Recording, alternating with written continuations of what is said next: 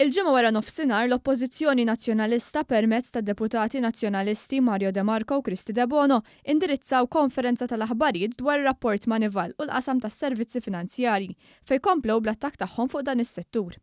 Fi stqarrija l-Gvern innota li l-Oppożizzjoni lanqas biss qrat komunikat tal-Gvern li stqar l-awtoritajiet diġà din jaġixxu fuq rakkomandazzjonijiet tal-Aġenzija.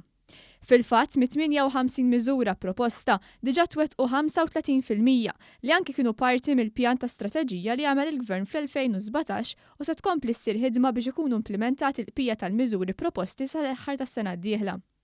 Il-Gvern innota wkoll li l-FIU wettqet 90% ta' rakkomandazzjonijiet, fosthom li jkun hemm aktar awditjar spiss fl-entitajiet. Qal li bid-differenza ta' x'kien jiġri qabel dan il-Gvern jaġixxi u mhux iħalli r-rapporti jinġabru fuq l-iskaffa u jaqilgħu it-trapp. Sostna li l-problema tal-Oppożizzjoni hi li m'għandha l-ebda kredenzjali sabiex titkellem fuq dan il-qasam u fuq il-qosma kollha. Innota li l-Oppożizzjoni semmit diversi rapporti li fihom awġet il-fatti, iżda l-kelliema ma semmewx rapport riċenti dak ta' fejn l-Istitut tal-Governanza f'Basil ikklassifikaw lil Malta bħala ġurisdizzjoni b'riskju baxx għal ħasil ta' flus.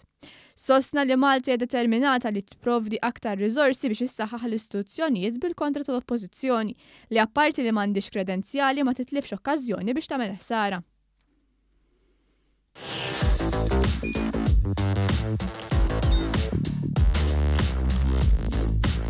Idħol fuq one.com.mt u hemmhekk tista' tara l-programmi kollha li jxandru fuq One permezz ta' One Play.